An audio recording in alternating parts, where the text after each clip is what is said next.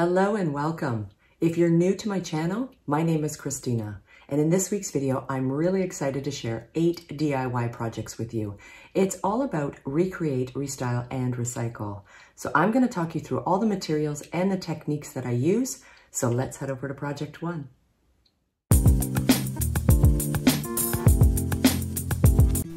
I really wanted to demonstrate the fun ways you can decoupage from recycled boxes and other really simple household materials that you probably already have at home. So I've been collecting these odd boxes that I've had for quite some time for storage, and I'm going to show you with a really light, thin, almost a tissue paper like wrapping paper with some beautiful designs how easy it is just to add some decoupage with Mod Podge. So with lots of practice, I have learned there are some interesting tips and tricks when it comes to decoupage.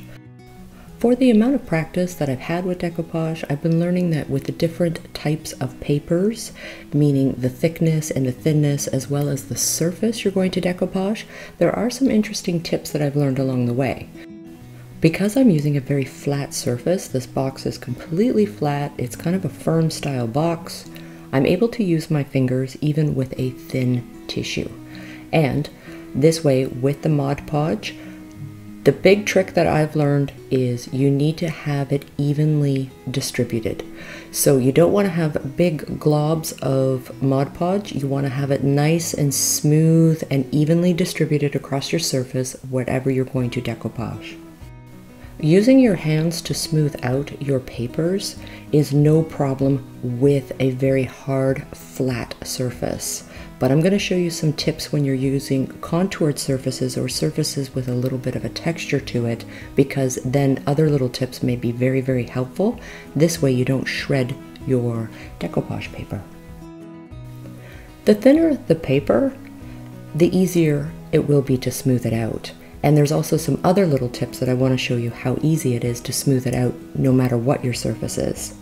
But for now, I'm just going to decoupage the box inside and out, and it's going to be a great little storage container with a little bit of Art Deco to it. Plus, the image and the decoupage papers that I'm using in any of this video will be found in the description box below. To make it really smooth, somewhat professional-like, is to actually cut as you go as well. So whatever size you need in your paper, just cut it as you go, and then this way you can fold it over just as if you were wrapping it. There are so many different types of boxes, even chocolates that come in the clear boxes are perfect to decoupage. You don't have to decoupage the entire one if you want to see through it a little bit, but these are perfect storage containers. This way you can make it a little bit more artistic for your decor. This is way less expensive and you can make your own original style. When I'll be coming home, then I'll be at your door. When I'll be coming home, I plan to let you know the longing of my heart.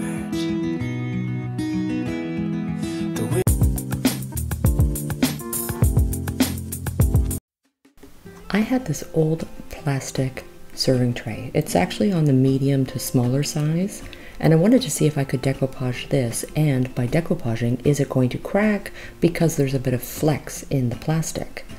It's a little bit corrugated on the inside, but on the outside it's completely flat. So I'm just going to use regular Mod Podge, and I'm going to use this decoupage paper that I still have, which I will link in the description box below. What I found with plates is you actually want to decoupage around the rim, so that way it's nice and even when we go to remove any of the excess. Again, using your hands to actually smooth it out, when you're using a very hard surface, it's quite easy to do and you're less likely to actually tear your decoupage paper. I'm just improvising because the paper that I'm using didn't quite fit it, so I'm just going to use little scraps around the side and match it up, and then I can go around and smooth out my edges. For every decoupage piece that I've created, I'm always going to use the Mod Podge at the end once everything is dry and seal my decoupage to the surface. I'm just going to use an X-Acto knife. This way I can cut a nice straight edge all around the edge of this plate because there's a little bit of a design there.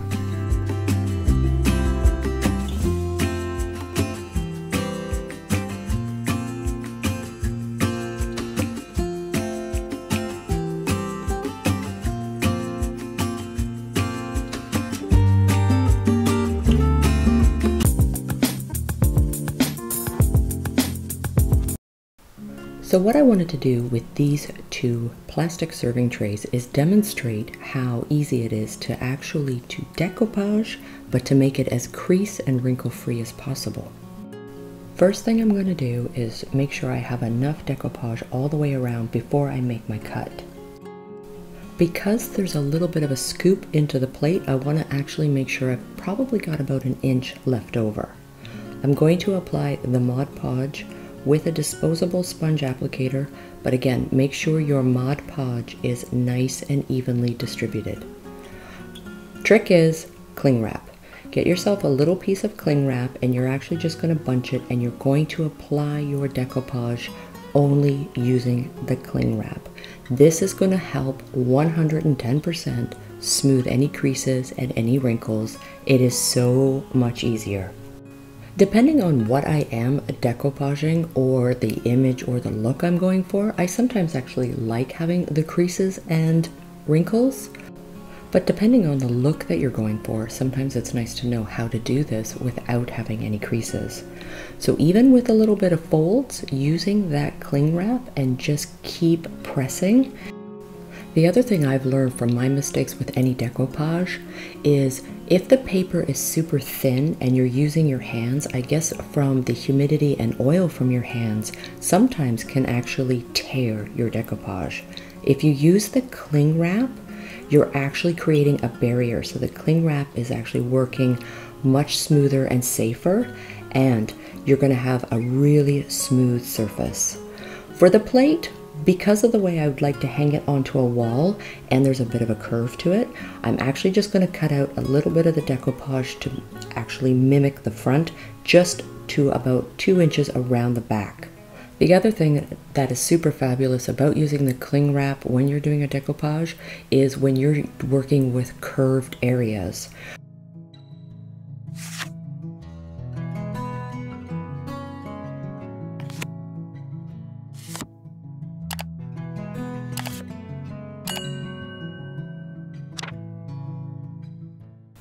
All of the images that I'm using for my decoupages will be found in the description box below. So I really wanted to try a very, very light tissue-like paper, and again, using the cling wrap. What I mostly found is using a curved area, the cling wrap would actually prevent the actual tissue paper to shred. When I would practice the decoupage without using cling wrap onto a curved area, what was happening is the Mod Podge made the decoupage moist. The heat from my own hand and I guess moisture from my own hand ended up shredding. All of this is prevented just by using the cling wrap. Because the Mod Podge is going to dry quite quickly, you may have to continue to go around with your cling wrap and keep smoothing it out. When I'm doing a plate, I like to smooth it right to the edge. Then what I will do is cut about a 1/4 inch all the way around and use a little touch more Mod Podge and keep using the cling wrap all the way around the rim of the plate. This way, when you hang it up, you can't see the back. Again, anything that I will decoupage, I will take the Mod Podge and actually seal over my finished project. This will seal your decoupage project.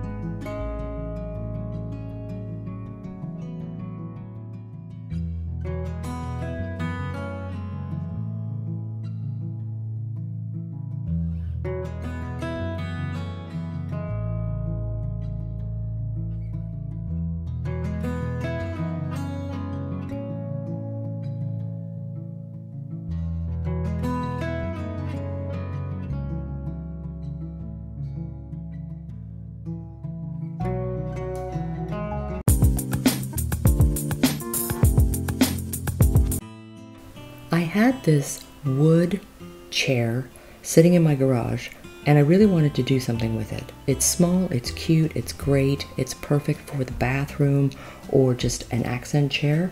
So first thing I'm going to do is clean it up, and then I'm going to paint it just with chalk paint in old white.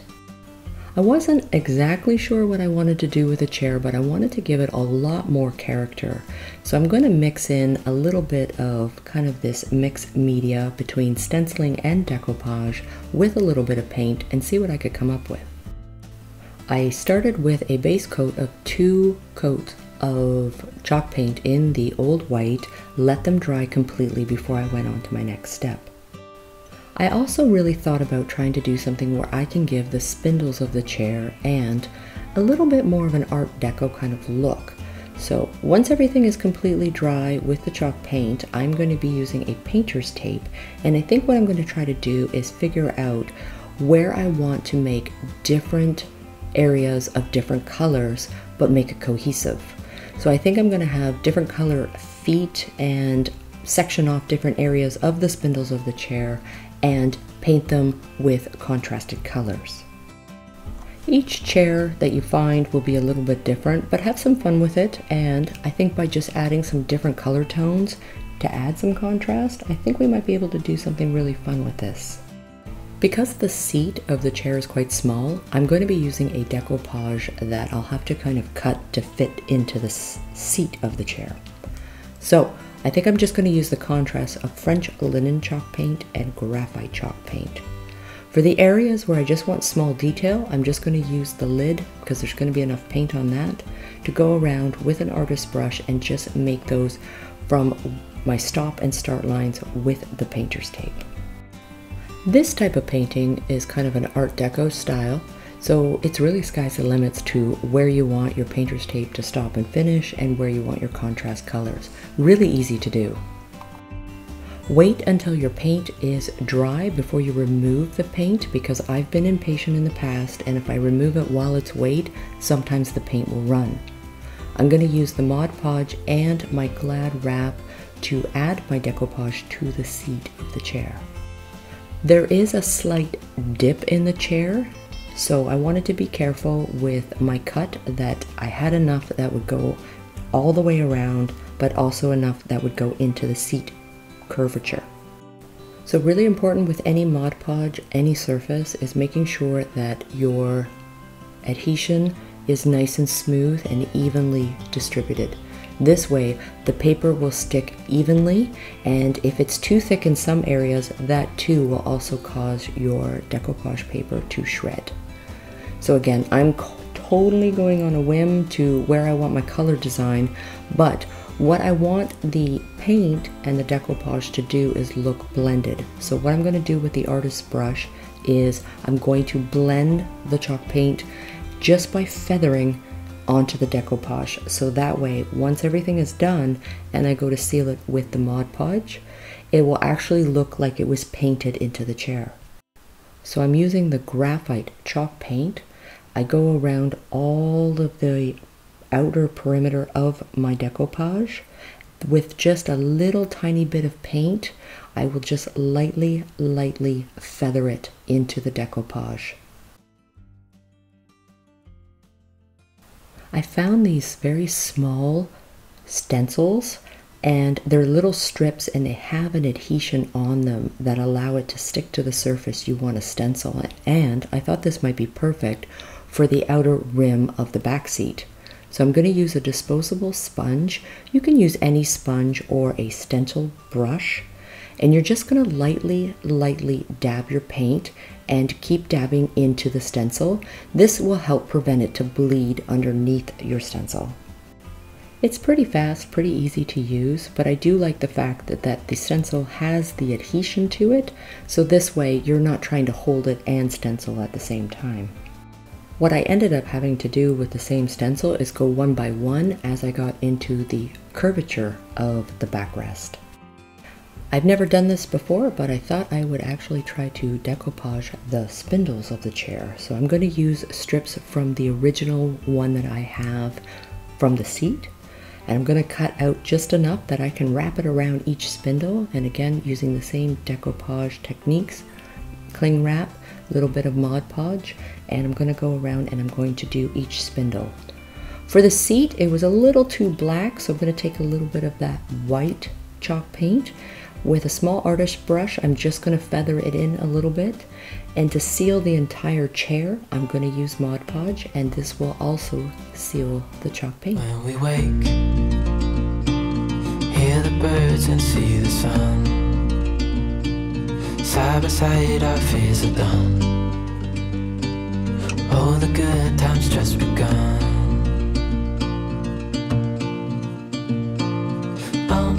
We know what we have, let's hold on tight. Found what we're looking for in life. Call us crazy.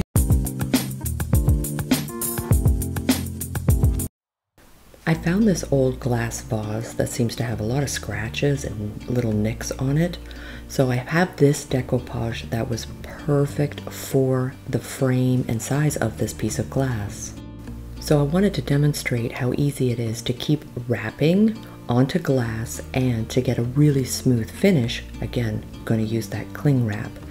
But the trick with edges with a decoupage, and you're not going to cut it, is to make sure that your Mod Podge is not only even, but the trick here is to actually Mod Podge just to the sides. Place it on the widest surface first, line it up, and as I go around with the cling wrap, I'm going to go to the sides and I'm going to make sure that I have a nice clean edge.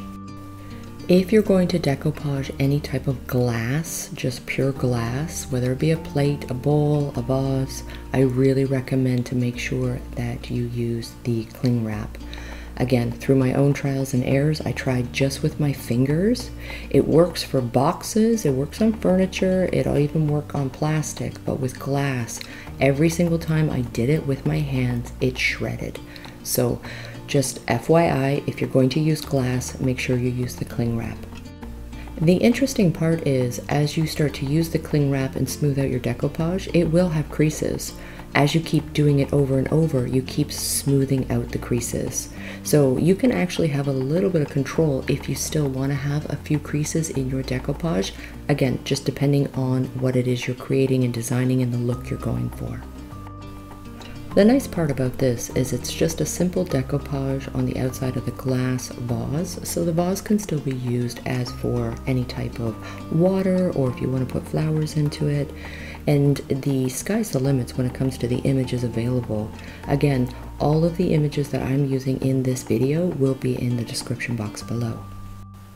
I also want to show you how easy it is to make a nice even straight line with just using a little bit of sandpaper. So first thing is, there's a little tiny lip on this glass, so I'm going to actually wrap that decoupage around the lip of it. Then I'm going to use a little tiny bit of sandpaper. You can even use a sandpaper block.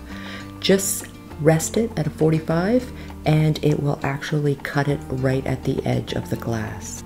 And again, I'm just using that Mod Podge to seal the decoupage project.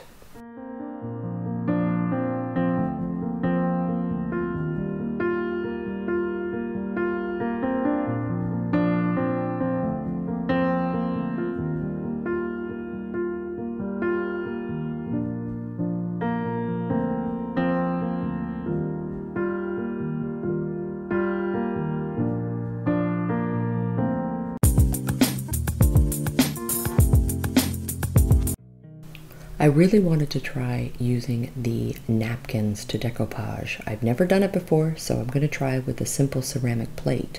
And I'm really curious to what it feels like and if there's anything I need to know to actually decoupage with the ceramic. So definitely going to use that cling wrap. With tissues like this and these napkins, there's going to be 3 plies to it, and it's only the top ply that you want.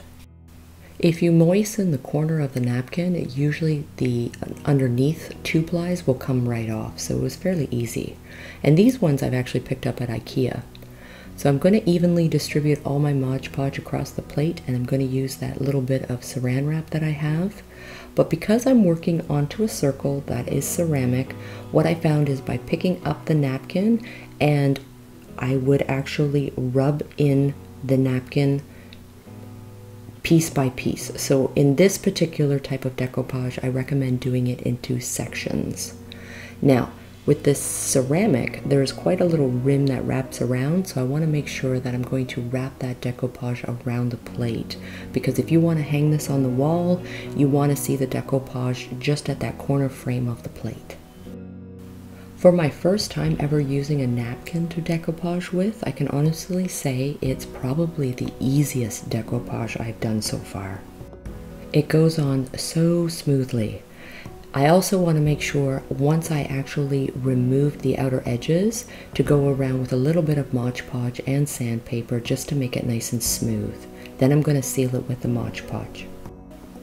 This is a great way to make wall decor, is old plates, whether it's ceramic, whether they're plastic, and if you wanted them to look like ceramic, all you have to do is add a clear gloss varnish on top of your plate before you hang it. So again, I'm just going to try again with the Ikea napkin. I'm just going to do it a different color, but I did find that this whole process literally only took minutes. If your napkin is stuck onto some of the glue underneath, it will lift up, but again, I do really highly recommend to rub it on into small sections. This way you'll get the smoothest results. I always made sure to put a little bit of the glue underneath the rim, then wrap my napkin. Then I would just remove it even with my own hands, or you can use an X-Acto knife just to cut around the rim. Then I would seal it again all the way around. You want to seal it before you use any type of sandpaper, and I'll show you how to use the sandpaper and making sure you're at a nice comfortable 45-degree angle. I'll show you that in just a moment.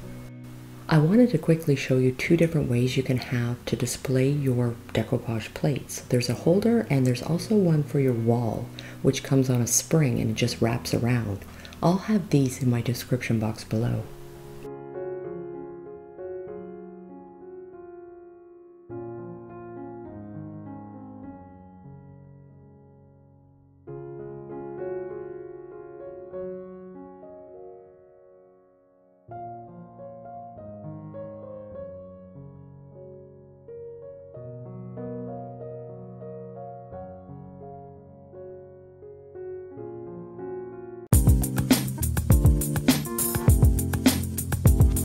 I really wanted to demonstrate from an old bowl that's badly scratched just how to do a decoupage with the napkins on something really round. For this project, I will use 3 of them, and I'm only going to be using the very top ply. What I want to demonstrate is how to do a reverse decoupage. Because we want the inside of the bowl to be glass, we need to have it so you can see the decoupage from the inside but also see it from the outside. So similar to all the other decoupage, I'm going to use the cling wrap, make sure that the Mod Podge is even and distributed nice and smooth, and you're just going to keep pulling up and adding and using the Glad wrap to smooth it down again. Because of the size of this bowl, I actually had to use another napkin to go around and add to the sides that it didn't get coverage. But as you can see the decoupage from the inside of the bowl. So I'm going to go around and continue to do this so I have a nice rim all the way around. So using at a 45-degree angle, just use a little bit of sandpaper and it will actually cut it nice and smooth, nice and even. I'm just using a 120 grit sandpaper, and you could use a sanding block. As you can see, there's a little bit of a transparency, so first thing I will do is seal everything with the Mod Podge. Then I'm going to use old white chalk paint, and this will take away the transparency before we put the decoupage in reverse. You could also use an acrylic paint, but you want a thick paint. Once everything was completely dry, I then added the Mod Podge. Now I'm reversing back my decoupage. The only thing I think I would do differently with this project is for the reverse, is I would have actually cut my napkin into strips. And the reason I would prefer to do it that way versus what I did is I found that the creases were really, really thick. And I think because of the size of the bowl and because it was so rounded, that by cutting it into strips and applying it into strips, it would have avoided that. I was still happy with my results, but again, first time I've done something of this size into a decoupage. But you can still smooth everything out with your cling wrap. I used a small little pot to help lift up the bowl. This way I could decoupage all the way to the very edges. And again, just using a 120 grit, I'm going to go around and remove any of my excess. The biggest importance is making sure you're at that 45-degree angle. By applying the paint in between the two decoupages allowed for the transparency to not be there. So you can see the decoupage on the inside and then you can see it from the outside.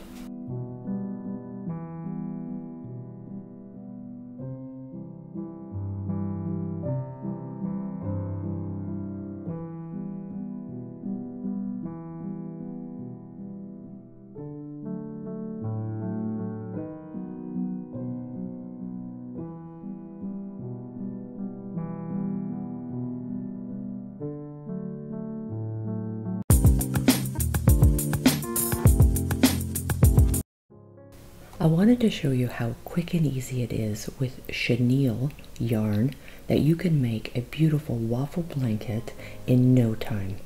I'm going to be using a crochet hook at 10 millimeters, and I'm going to show you a sample of how easy it is to make the waffle stitch. We're going to start with a slip knot. Your slip knot is so this way you can start your row of stitches. For this blanket, I used 60 stitches. But for the example, I'm only going to stitch up 12. So all you're going to use is the crochet hook, and you're basically just going to yarn through each loop, and this creates your first row of stitches. It almost looks like a braid. For this blanket, I use 60 stitches, but it's always important that your first row of stitches, you're going to add 2. Then you're going to go back 2.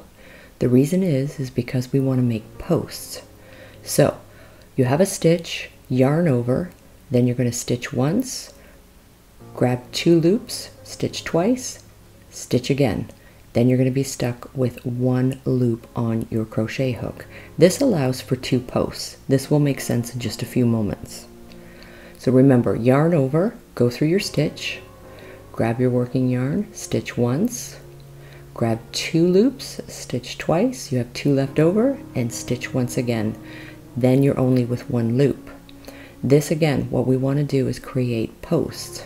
Really important to yarn over your crochet hook. Then you're going to go into your next stitch, grab your working yarn, you're going to stitch 1, then you're going to take 2 loops, grab your working yarn, stitch both those loops, and then the last 2, and you'll be stuck with 1 loop on your crochet hook. And you're just going to repeat this pattern all the way through. And again, the reason we want to create these posts is because we're going to use the posts as our stitches. I promise this is super easy.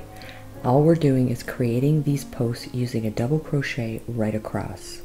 Always remember that your first slip knot is a stitch. Once you've created your last double crochet, you're then going to add 2 stitches, and then you're going to turn your work around. Once you've turned it around, you've actually already started your first post. So what you're going to do is you're going to go into the first post in your row of double crochets. That is actually a stitch. Yarn through, grab your working yarn with your crochet hook. So that is 1 stitch. Then you're going to take the 2 loops, stitch again, and the remainder 2 loops, stitch it again, yarn over your crochet hook. Now you're going to go into your second post. These are now your stitches. Those posts you've created are now your stitches. The trick is you've now made 2 front posts. What we want to do for the next 2 stitches is create 2 back posts. So what you'll do is you will actually stitch from the back of the post, doing the exact same thing, a double crochet. So this is where 2 and 2. You're going to do 2 front posts, 2 back posts, 2 front posts, 2 back posts. As you go through your row, you're going to do your next row the exact same way. So 2 rows of the exact same front post and back post. Then I'll show you how to reverse it. This is what's going to create the waffle. Once you have that started, your blanket will stitch up in no time. You can make your blanket size whichever you prefer. It can be small, medium, large. It just depends on the amount of stitches you started with. And again, I used 60 as I wanted to make a fairly large blanket. And this type of yarn, the chenille, is actually very bulky. So again, it will stitch up very, very quickly.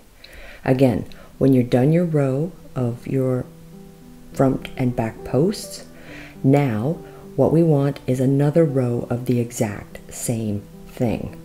So it's 2 front posts, 2 back posts, and you want 2 full rows. Then you're going to reverse it. And I will show you that in just a moment. Right now, I just want to show you that you're going to make 2 rows, making the post in the same direction. I wanted to make this as easy as possible by remembering you're making 2 posts front, 2 posts back, making 2 rows the same, just using the double crochet. As I mentioned, it's a very bulky yarn, so this stitches up really quickly. So if you're going to do a small to medium sized blanket, you can do it in just probably about 4 to 5 hours, or stretch it out over a couple of days. So I'm just doing the same row, doing the post the same way as I showed you in the first row. So this is my second row. Now you can see that I actually have a little bit of a waffle going, but when we reverse the front post and the back post, then you're really going to see. And always remember, it's the same look on both sides. So 2 front posts, 2 back posts, 2 rows the same. Now I'm reversing, doing the exact same. Now I'm starting with back posts, and my first 2 rows were front posts. And as I go across, you'll see what the back post looks like. Now I'm going to do a front post. So you kind of just have to follow along exactly how it looks. So the front post will be really bulbous in the front, and the back post will actually go the opposite direction. So front post, now I'm going to make a back post. Once I'm done those, now when I get into what was a back post, I will reverse it and make that front post. Now you can start to see that it has the waffle look. I have 4 rows going on my sample, so you can see how it's kind of in sections of 2. It's super easy. If you haven't done it before, I just recommend trying a small little sample like I'm showing you here, maybe of 12 to 14 stitches, and give it some practice. It is super easy. So I'm going to use a slightly bigger crochet hook, and I'm using a 16 millimeter, and I'm going to use this cotton macrame cord to make a border. So starting with a slip knot, I want to show you how easy it is that you can do a single crochet all the way around, just finding each loop.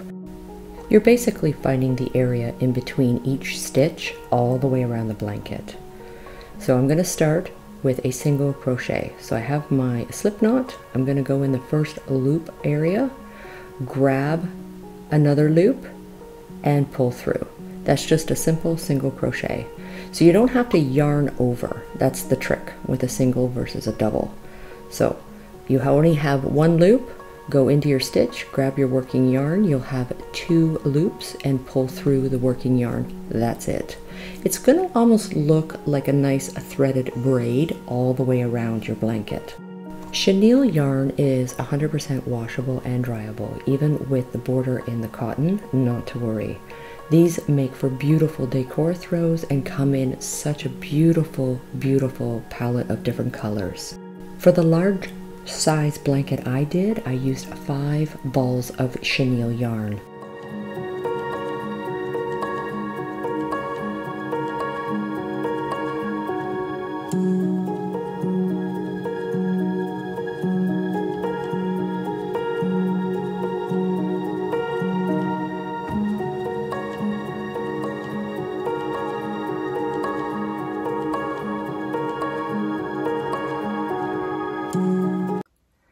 Thank you so much for watching this week's video. And please, if you have any questions and or comments, leave me a comment in the comment box below. I have so many more fun DIYs, room makeovers, and furniture transformations to share with you. So if you haven't already, hit the subscribe button and notification bell. It's going to tell you when I upload my next video. Until then, take care, and I'm really looking forward to seeing you soon.